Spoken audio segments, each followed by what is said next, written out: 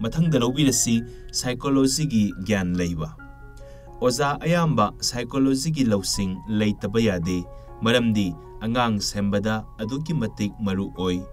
Mama mapa oibanasu aduki matik maru oi. Ani thokna iba nungaijadabadagi mathaki mama mapagi thaudang nainabada iramdrabani aduna masigi saruk asi mama mapa oibanasu pibigadabani haizari. Masigi saruk simadi theory da yumpham oidaba yadabana khara hena theory da yengzage.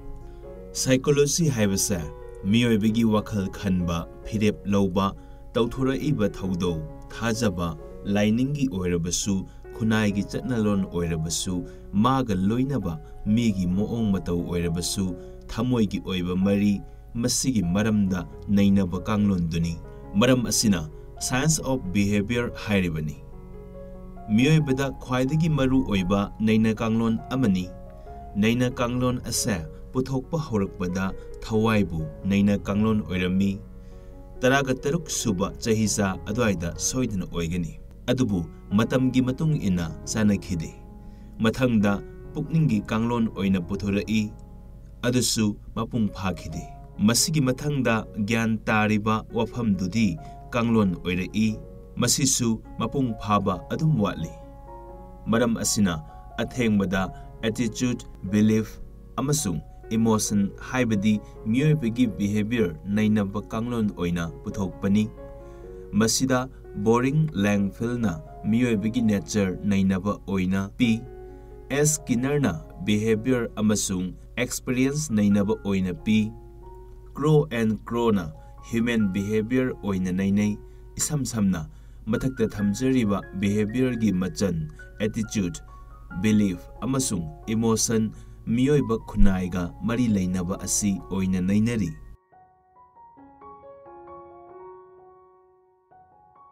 psychology haiba kanglon asa yamna chawi masina miyoibagi oiba ayamba sarukta konsalli akhang ahaisingna masa taramukpi masigi manungda mahai tambaga mari leinabasi haibadi general psychology gi manungda child psychology adult psychology amasung education psychology ni maram asina oza singna hana khangduna leirabasu para asigi saruki tangai fadana pandaba yadabagi telapna thamjage angangi psychology haibadi child psychology Dr. Ernest Zona angangi oina tangkak maripi madudi ahanbada ngallingaigi angangi tangkak haibadi chahi amadagi manga phawbagi tangkak anisubada thengakpa angang oiningaigi matam haibadi chahi taruktagi chahi 12 phawba ahum subada inkhalakpa matam chahi 12 dagina chahi 19 phawba mari subada mapung marai pharakpa haibadi chahi 19 gi matung asumna lakpa angangi punsida haksangi oiro koki wakhalgi khanbagi oiro ahongba dum lakani adubu numit khudingi loina duna leibasina chawkhalakpasi uroi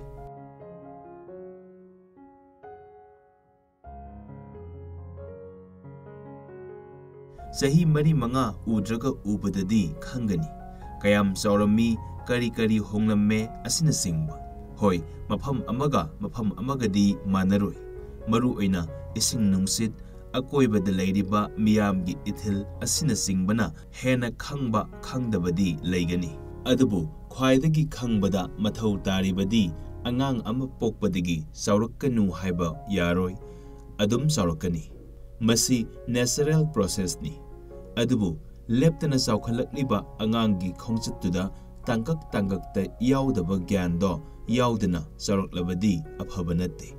maram asina mahai masing tamhanba angang-duda yawgadauba mahaigi thamoigi mari amasung khunaigi maridu chang manana happa mathau tai hairibani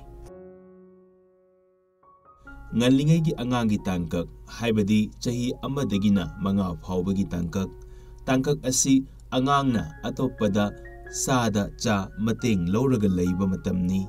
miyoiba aikhoiga sa singa manade sadi pokpaga lepi chatli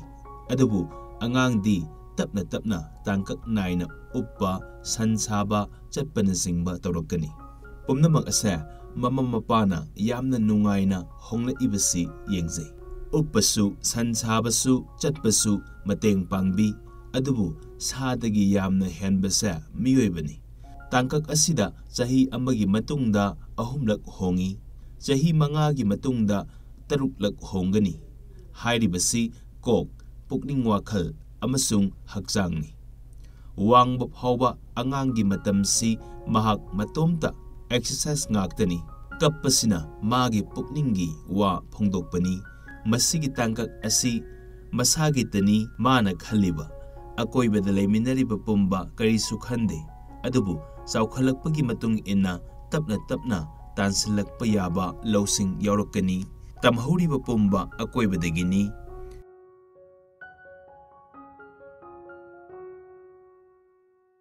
tambiba yaba khara tawbiba yaba khara matang natraga tangkak asidadi aikhoina magi masagi khongkhut tawpham thokpa tawnaba loinana sense organ sing mathau phajana haina tawnaba hotnabigadabani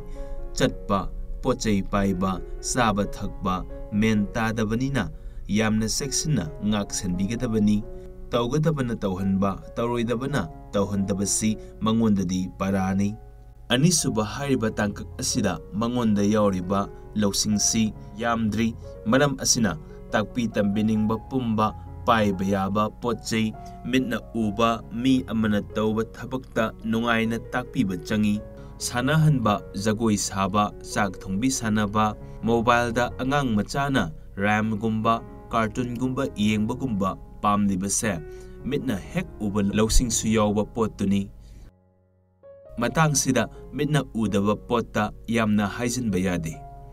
ahum subada masigi tangkak sida angangda lamcha chajat afaba nungi oiba macha khangdri mana tauba taudabasi mana nungaijaba amasung nungaitabana lepi maram asina mangonda chairak pi phai phatte ka hena takpa yadri khudam oina thong sanaganu phatte haiba magna adum sanagani saptuna narabadi matung sanaroi mari subada lairik takpa tambibada mana pamba maongda chathagadabani mahakna khara sauraklagadi akoibada lairiba khangpham thokpa loina khanglakani maram asina aina yamna akanba liklam amada angang adu pusilakpagi mahai kutam yade manga subada angang khudingmak awaba mayoknai kharadi mana pamba khuding tawbada ataida kaihanba thoi masa namit khudingini maram asina bhapna saba mangonda nungaigataba wakhal kaya mana saruk yahanbagum wari watai libana awabadudagi koi adubu hena sagathanba yadabana activities kaya tawhangadabani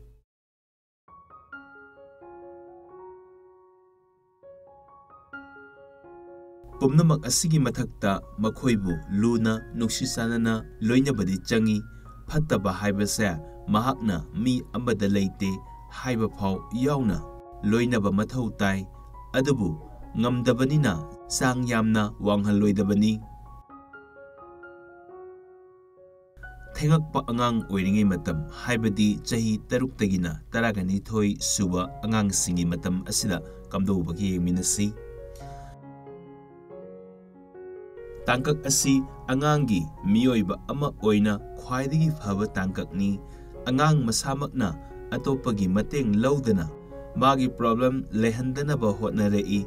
mahakki akoibada leiba pumba tamba horei punsigi asengba para pumba tamba horei matang sida basic education piba mathau tare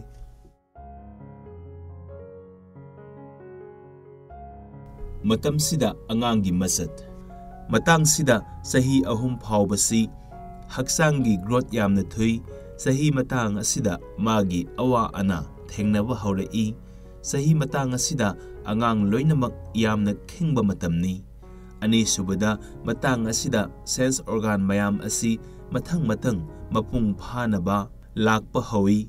wakhal khanbagi matiksu hengelai angang singna pot khudingi maram khangnaba kanna thiba horei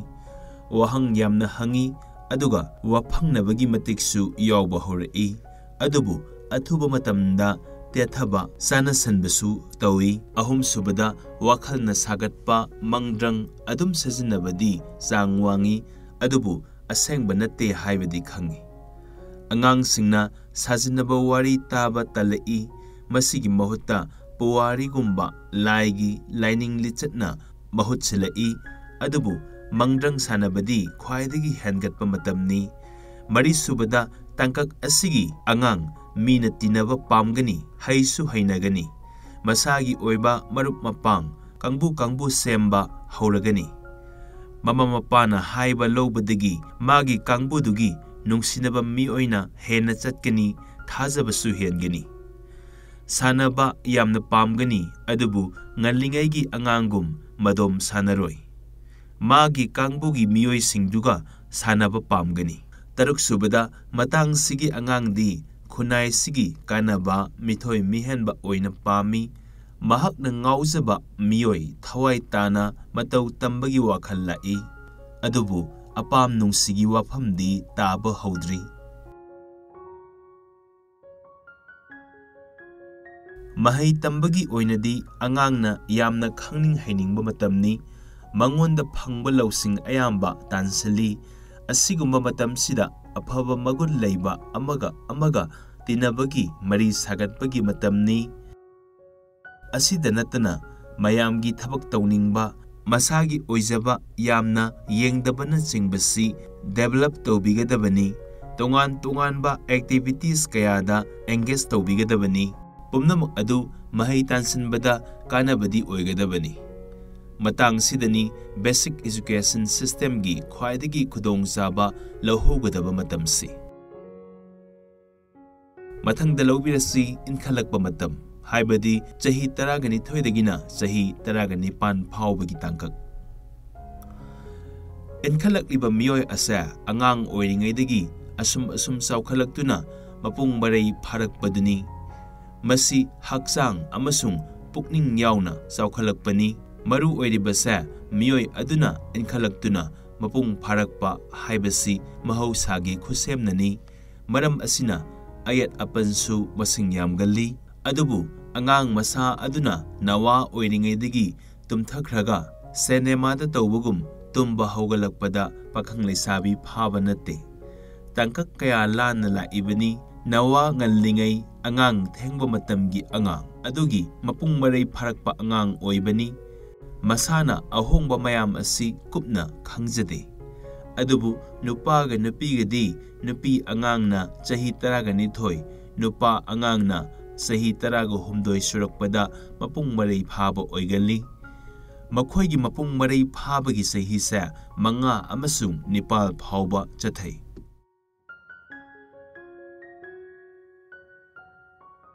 saukhalakpa haksangi machat inkhalakpa angangi saukhalakpa haksangi machat asi kayat pumnamak magi chap manaba size saukhalai arumbasu hengalai saukhalakliba haksang asigi mathau phajana tawnaba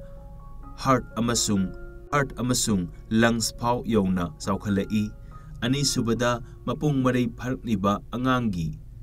haksangi kayat sang manahali proportionate oihali ngallingaida awangbada illi masigi matung masagi arumba amuk hablai nupa machadi makhol ongani makoina singba somlai ahum subada nupa macha nupi macha saukhalakpada khetnaba leigani inkhalakpa matamda nupa macha na wangba amasung lumba hengani hairibasa chahi 12 phawbani adubu masigi matung nupi machana helakani masigi chahi ani asigi matungda nupana amuk helakani adubu nupa machaga sangdamnabada nupi machana hena mapung phana urai mari subada yum panba yanaba nupasu nupisu maru oiba haksangi kayat pumba phajana awatpa leitana yorokani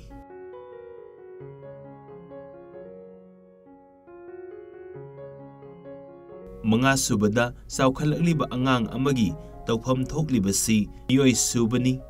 masa matomtagi pumnamak yokhatpa thakpa matamni hakchanggi saukhalaklliba kayatki matung inna saba thakpa saningba hengeni khangdabana saibiba yawi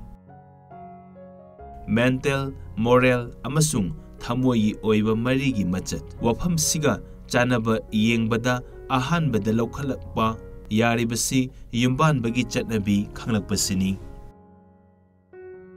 angang oiringaidadi masi tawramde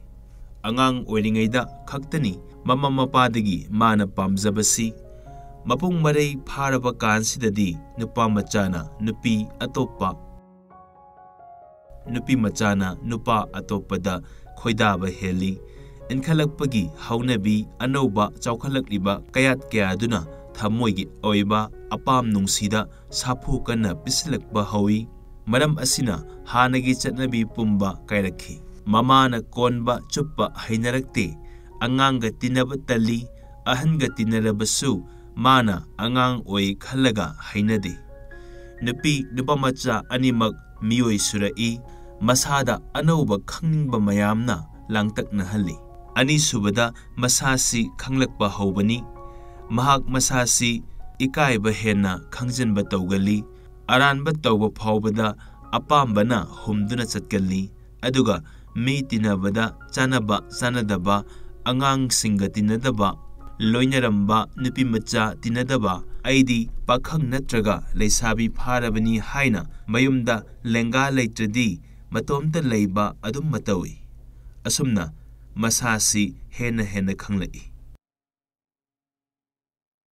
ahum subada pukningi awaba nungaiba inot sangdamnaba mapung marai pharakpa angangsing asi ahan sunate yamna angang sunate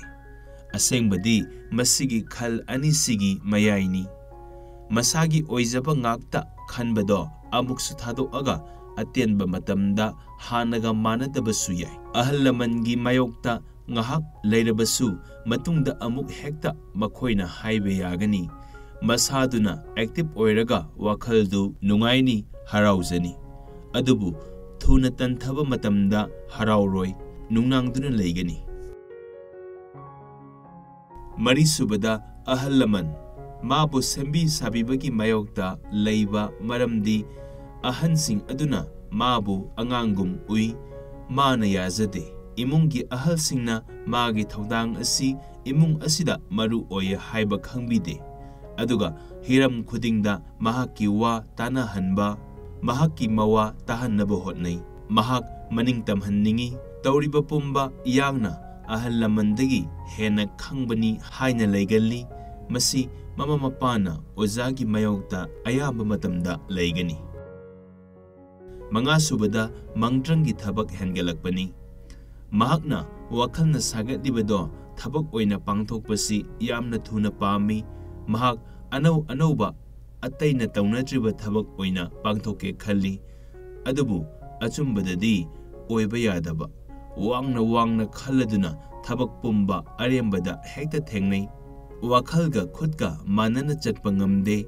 wakhalna wangna sagatlubagi awaba adum thengnai karigumba kanda wangna khanbaduna wangna pukhibasu yawi masina anauba pot puthokpa thabak tawbasu yawhalli adubu magi manglan ado thabak oina taibangda mangphaunadrabadi ningba kaiba angang oikhibasu yawi